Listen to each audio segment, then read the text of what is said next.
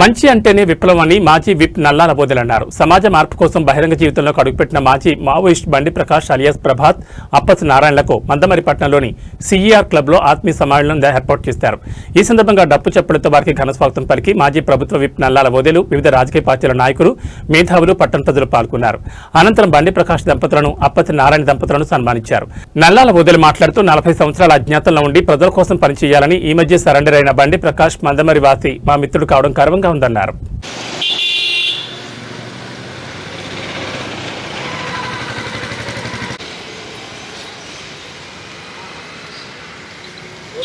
ఉన్నటువంటి మార్గాలలో మనం పనిచేయాలి, ఒకరికొకరు మనం పనిచేయాలి. ఈ సమాజంలో ఉన్నటువంటి రాష్ట్రీయంలో మనలో కలవడానికి వచ్చారు. వాళ్ళని సాధారణంగా అందరూ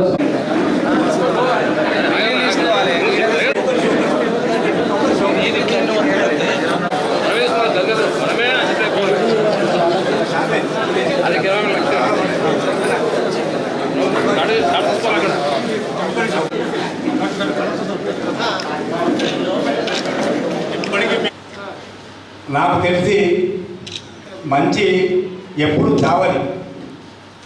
మంచి అంటే నాకు ఒకటే తెలుసు,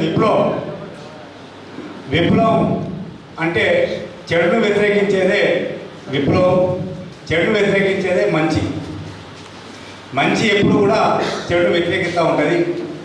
అది ఎల్లప్పుడూ కూడా అది అజ్ఞాతం ఉన్నా, అది బహిర్గతంలో ఉన్నా, ఎక్కడ ఉన్నా మంచి ఉంటుందని చెప్పి మనం వాస్తవాన్ని మనం తెలుసుకునేటువంటి ఇక్కడికి వచ్చేటువంటి మిత్రులు అంటే చాలా గొప్పవాళ్ళని చెప్పి నేను భావిస్తూ ఉన్నా. ముఖ్యంగా అంటే ఇక పేర్లు చెప్పుకుంటూ పోతే ఇక చాలా దయచేసి ఇక్కడికి వచ్చేవాళ్ళు అందరూ నచ్చలేట్లే, నేను మనసులో చెప్తాను. ఎందుకు చెప్తున్నంటే అంటే ప్రత్యక్షంగా తుపాకీ పడిన వాళ్ళు నచ్చలేడు కాదు, నక్సలైట్లకు సహకరించిన వాళ్ళే నచ్చలేడు. అదే నేను అదే చెప్తున్నా, నక్సలైట్లకు సహకరించిన వాళ్ళే నచ్చలేడు. నాకు తెలిసి దేవాలయంలో కూడా అతను మాట్లాడుతుండేవాడు. ఎమ్మెల్యే ఉన్నప్పుడు నాకు ఒక బాధ ఉండేది, భయం ఉండేది. మా మిత్రుడు బండి ప్రకాష్ అజ్ఞాతంలో ఉన్నాడు, నేను ఎమ్మెల్యే ఉన్నా. ఆ క్రమం లోపల ఎప్పుడన్నా మావోయిస్టుగా నా మీద స్టేట్మెంట్లు వస్తాయేమని చెప్పని లోపల బాధపడుతుండేవాడిని. అయినప్పుడు కూడా నేను నా లోపల లేకుండా ప్రయత్నం చేస్తుండేవాడిని. మా మిత్రుల్ని అడుగుతుండేవాడిని అన్న నేను ఎమ్మెల్యేగా ఎక్కువ ఉండాలి, ఇంకా ఏ విధంగా ప్రజలతో మమేకమై ఉండాలని చెప్పని అందరికీ కోరుతుండేవాడిని. మా జనార్దన్ కూడా నేను ఎమ్మెల్యేగా పోటీ చేసినప్పుడు నా వెంబడి వచ్చినటువంటి వ్యక్తులు. కానీ మీ అందరి ఆదాయం వల్ల, మీ అందరి ఆలోచన వల్ల నేను నాకు తెలిసి గొప్ప విషయం కాదు, నాకు తెలిసి తప్పు చేయలేదు కనుక పీపుల్స్ వారి నుంచి కానీ, శ్రీకారం నుంచి కానీ, మావోయిస్ట్ నుంచి కానీ నా మీద స్టేట్మెంట్ రాలేదు అని చెప్పి అంటే నా స్వతహాగా కొంచెం సంతోషపడతా ఉన్నాను. అదేవిధంగా ప్రకాష్ తమ్ముడు మిత్రుడు బయటికి రాగానే బయటకు వచ్చిన తర్వాత ఫోన్లు ఎంతమంది చేయవచ్చు. నేనేమన్నంటే నాకే ముందాల ఫోన్ చేసిన అనుకున్నా, అనుకున్నా. తర్వాత తెలిసింది అందరికి ఫోన్ చేసిండు. ఆయన ఒక్కరి మనిషి కాదు, ఆయన అందరి మనిషి. ప్రకాష్ ఎవరి మనిషి? మన అందరి మనిషి.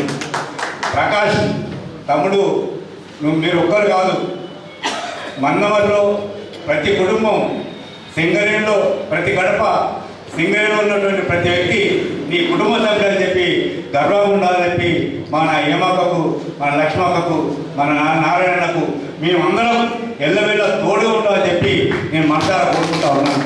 నేను ధైర్యం ఉండాలి రావాలంటే నాకు తెలిసి చాలామంది ఎన్కౌంటర్ అయ్యారు. నేను చెప్పడం కాదు, ఎవరికి భయపడటం కాదు. నేను కూడా అన్నలకు అన్నం పెట్టిన. అన్నలంటే దేంట్లోరా, అన్నలంటే పెద్ద మనుషులు. ఇప్పటికి చెప్తున్నా, అన్నలకు సహాయపడ్డవాడు దేవుని యొక్క దేవుళ్ళు ఎప్పటికుంటే అని చెప్పి అని చెప్తాను. దేవుడు అంటే ఎవరు? మంచి మనసున్నవాడు. దేవుడు అంటే నాకు తెలిసిన అదే నేను ఒక ఏతువాదినే. ఏతువాదిలో కూడా మంచితనం ఉంటుంది. ఆదే క్రమం లోపల మనం కూడా సాధ్యత వరకు మంచి చేసే ప్రయత్నం చేద్దాం.